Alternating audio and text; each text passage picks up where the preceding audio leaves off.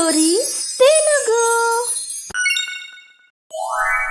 వదిన మాట మొదటి భాగం. ఈ కథ కైలాష్ నివాసం నుండి మొదలవుతుంది. ఇక్కడ సీత తన భర్త ఇంకా తన ఇద్దరు మరుదులతో కలిసి ఉంటుంది. ఇంటికి పెద్ద కోడలైన సీత సాయంత్రం 5 గంటలకు తన ఇద్దరు మరుదులను నిద్రలేపడానికి వెళ్తుంది. వినీత్, ప్రేమ్, ఇంకా ఎంతసేపు నిద్రపోతారు మీరు? రాత్రి లేటుగా రావటం, ఉదయం లేటుగా లేవటం. మీరు రోజు ఇలాగే చేస్తూ ఉంటే ఇక ఫ్యాక్టరీకి ఎప్పుడు వెళ్తారు? 2 నిమిషాలు వదినా, ఇప్పుడే వస్తాము. నువ్వు అన్నయ్యకి టీ ఇస్తా ఉండు. మీ అన్నయ్య ఫ్యాక్టరీ నుండి తిరిగి వచ్చి ఒకసారి టీ తాగి మళ్ళీ ఇప్పుడు రెండోసారి కూడా టీ తాగే టైం అయింది. మీ అన్నయ్య కోపం ఇంకా మితిమీరిపోకముందే బయటికొచ్చేయండి. ఏంటి, అన్నయ్య ఫ్యాక్టరీ నుంచి తిరిగి కూడా వచ్చేసాడా? అయ్యో! 2 నిమిషాల్లో అన్నదమ్ములిద్దరూ తయారై బయట టేబుల్ దగ్గరికి వచ్చారు. ఈరోజు 5 గంటలకు ఫ్యాక్టరీ నుంచి తిరిగి వచ్చేసావు అన్నయ్య. ఫ్యాక్టరీలో పనంతా అయిపోయిందా? పర్లేదురా, మీరు రాత్రి 3ంటికి ఇంటికి వచ్చి నిద్రపోయినా బాగానే 5 గంటలకి సాయంత్రం నిద్ర లేవగలుగుతున్నారు. ఏంటి వినీత్, నువ్వు 3ంటికి ఇంటికి వచ్చావా? నువ్వేమైనా 11ంటికి ఇంటికి తిరిగి వచ్చావా ఏంటి? నేను వచ్చాకే నువ్వు వచ్చావు. నేనేమైనా అరుస్తున్నానా? ఈ బిస్కెట్లు తిని పద, ఇక ఫ్యాక్టరీకి వెళ్దాం. వదినా, మేము బిస్కెట్లు తిన్నాము, ఇక వెళ్ళొస్తాము. తన మరుదులు బయటికి వెళ్లడం చూసిన సీత వెంటనే వంటగదిలో నుంచి బయటికి వస్తుంది. అయ్యో, మీ ఇద్దరికి ఎన్నిసార్లు చెప్పాలి నేను ఇలా ఖాళీ కడుపుతో బయటకి వెళ్లకూడదని? ఈరోజు మిమ్మల్ని అన్నం తినకుండా బయటికి వెళ్లనివ్వను. మీరింటికి లేటుగా వస్తే ఈ వదిన ఎంత కంగారు పడుతుందో ఆలోచించరా అసలు? ఈ రోజుల్లో ఎన్ని రోడ్ యాక్సిడెంట్లు జరుగుతున్నాయి. మీలో ఎవరికైనా ఏదైనా జరిగితే మీ అన్న వదిన పరిస్థితి ఏమైపోతుంది చెప్పండి?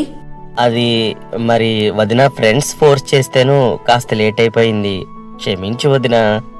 మీకోసం పన్నీర్ కర్రీ ఇంకా చపాతీ చేశాను, తొందరగా తిని ఫ్యాక్టరీకి వెళ్ళండి. మీరు వెళ్తూ ఉండండి, నేనొస్తాను. ఎంతో ప్రేమగా వంట చేసిన వదిన చేతి వంట తిని ఇద్దరూ ఫ్యాక్టరీకి వెళ్లిపోతారు. అందరూ రాత్రికి ఫ్యాక్టరీ నుండి తిరిగి వస్తారు. సీత అందరికీ భోజనం సిద్ధం చేస్తుంది. ఉదయం నుంచి మీకు ఏం చెప్పలేకపోయాను, కాని ఈ ఇద్దరు చెడిపోతున్న తీరు చూస్తుంటే ఇప్పుడు వీరి కాళ్లకు బేడీలు వేసే సమయం వచ్చినట్టుంది. ఎందుకిలా అంటున్నావు వదినా? నువ్వు మా తల్లితో సమానం, మాకు బేడీలు ఎందుకు వెయ్యాలి? ఎందుకంటే ఇప్పుడు నాకు వయసు అయిపోతుంది. ఇక మీ ఇద్దరూ నా మాట వినట్లేదు కదా. మీ పెళ్లాలొచ్చి చెవి పెండితే కాని అప్పుడు మీకు బుద్ధి రాదు. ఇప్పుడు రాత్రి 3 గంటలకి తిరిగొచ్చే మీరు రేపు పెళ్లైతే 8 గంటలకే వచ్చేస్తారు. వినీత్ కి పెళ్లి చేసేయండి వదిన, ఎలాగో వాడు పెళ్లి చేసుకోవాలని చాలా తొందరపడుతున్నాడు. రేపు అమ్మాయి తరపు వాళ్ళు నిన్ను చూడటానికి వస్తున్నారు వినీత్, నువ్వు రెడీ అయ్యుండు. పెళ్లి మాట వినగానే వినీత్ సిగ్గుపడుతూ తన గదిలోకి వెళ్లిపోతాడు. మరుసటి రోజు ఉదయం అమ్మాయి తల్లిదండ్రులు వచ్చి ఇంట్లో అత్తలేదని తెలిసి చాలా సంతోషించారు. మీ ఇంట్లో అత్తమామలిద్దరూ లేరు, ఎందుకని? క్షమించండి బాబాయ్ గారు, ఈయన దాని గురించి మాట్లాడటం అస్సలు ఇష్టపడరు. మానిపోయిన గాయాన్ని గుర్తు చేయకండి. ఈ ఇంట్లో నేను, మా ఆయన, నా 2 మరుదులు మాత్రమే ఉంటాం. నా 2 మరుదులు నాకు నా కన్నబిడ్డలతో సమానం. వాళ్ల పెళ్లి చేసి నా బాధ్యత తీర్చుకోవాలని అనుకుంటున్నాను. అరే వావ్ మమ్మీ, ఇంత ఆస్తి ఉంది. ఇంకా ఇంట్లో పెద్ద కోడలు ఒక్కతే ఉంది. నేను వెళ్ళగానే ఆ పెద్ద కోడల్ని సైడ్ చేసేయగలను. నువ్వు వెంటనే ఈ సంబంధానికి ఓకే చెప్పేసేయ్ మమ్మీ. ఇంట్లో పెద్దలు ఎవ్వరూ లేకపోవడంతో అమ్మాయి వాళ్లు పెళ్లికి వెంటనే ఒప్పేసుకుంటారు. చూస్తూ ఉండగానే వినీత్ పెళ్లి అయిపోతుంది. వినీత్ కి పెళ్లైన 6 నెలల తర్వాత ప్రేమ్ తన వదిన దగ్గరికి వెళ్లి ఇలా అంటాడు. నాకు వినీత్ కి మధ్య కేవలం 1 సంవత్సరం మాత్రమే తేడా ఉంది వదిన. వినీత్ పెళ్ళయి అప్పుడే 6 నెలలు అయ్యింది. ఇప్పుడు మీకు నా పెళ్లి కూడా చేయాలని టెన్షన్ ఉంటుంది కదా. నాకు కూడా మీరు బేడీలు వేయాలి కదా. అయితే నాకు పెళ్లి చేసి నా చేతుల్లో కూడా బేడీలు వేయండి. కానీ నీ పెళ్లి చేయాలంటే అక్క అమ్మాయిని వెతకాలి. అమ్మాయిని నువ్వే వెతుక్కో ప్రేమ్. నేను అదే అనుకుని అమ్మాయిని వెతుక్కున్నాను. ఆ అమ్మాయిని కాలేజ్ ఫ్రెండ్ జానకినేనా? రేపు మన ఇంటికి ఆ అమ్మాయి వాళ్ళని రమ్మను, వాళ్లతో నేను మాట్లాడతాను. కానీ మీ అన్నయ్యకు అమ్మాయి నచ్చకపోతే మాత్రం నేనేం చేయలేను. అయ్యో వదిన, మీరు ఒప్పుకుంటారని నాకెప్పుడో తెలుసు. మీరు ఎలాగైనా అన్నయ్యని కూడా ఒప్పిస్తారు, అది నాకు తెలుసు. మీరు ఏమైనా చేయగలరు. పెళ్ళిడు వచ్చినా చిన్నపిల్లల చేష్టలు పోలేదు నీకు. మరుసటి రోజు ప్రేమ్ జానకి కుటుంబాన్ని ఇంటికి పిలుస్తాడు. ఇంత అందమైన కుటుంబాన్ని చూసి జానకి కుటుంబం చాలా సంతోషిస్తుంది. నా కూతురు ప్రేమ్ గురించి, తన ఆస్తి అంతస్తుల గురించి చెప్పినప్పుడు నేనప్పుడే పెళ్లి కొప్పుకునేవాడిని. కానీ నేను నా కూతురిని డబ్బున్న వారి కంటే మంచి సంస్కారం ఉన్న వారింట్లో పెళ్లి చేయాలని అనుకున్నాను.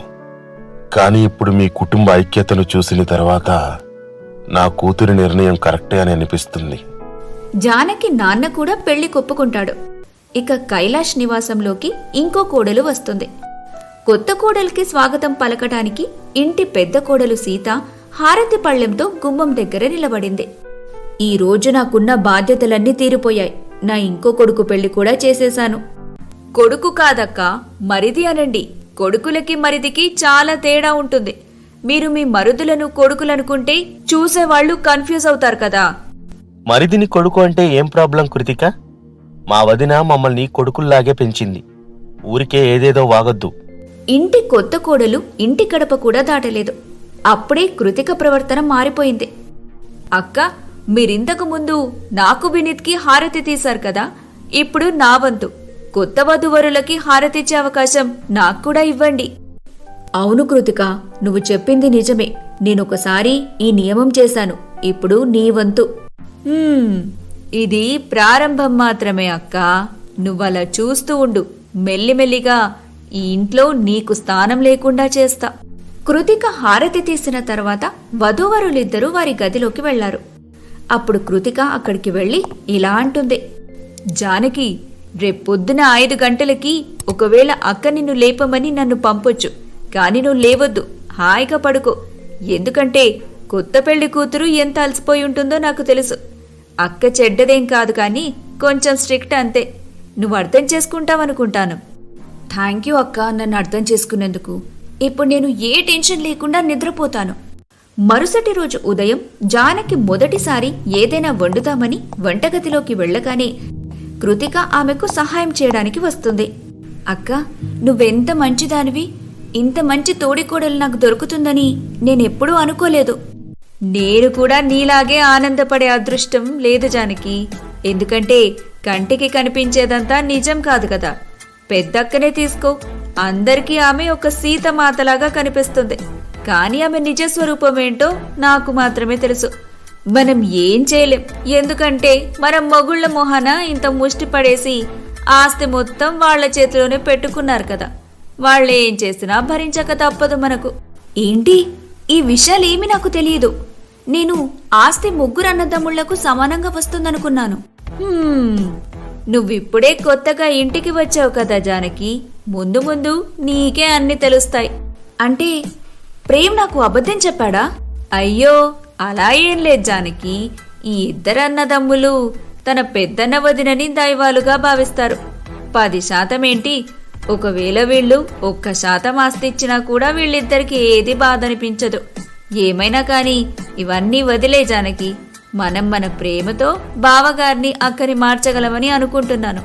వినీత్, ప్రేమ్ వాళ్ళిద్దరినీ తమ తల్లిదండ్రులు అనుకుంటున్నారు.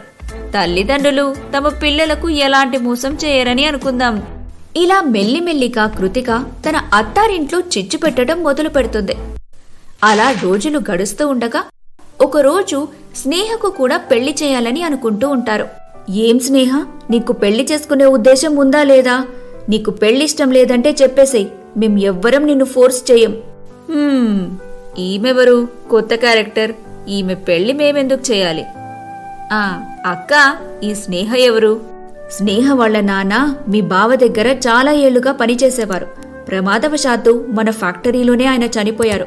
కాబట్టి ఆ రోజు నుండి మీ బావగారు స్నేహ బాధ్యత మొత్తం తీసుకుని ఆమెకు పెళ్లి చేయాలని అనుకున్నారు. తను హాస్టల్లో ఉంటుంది. ఎప్పుడో ఒకసారి ఇంటికి వస్తూ ఉంటుంది. ఇదా అసలు విషయం. ఇప్పుడు ఈ వేస్ట్ ఖర్చు కూడా మా తలపైనే వేస్తారో ఏంటో. నేనలా అస్సలు జరగనివ్వను.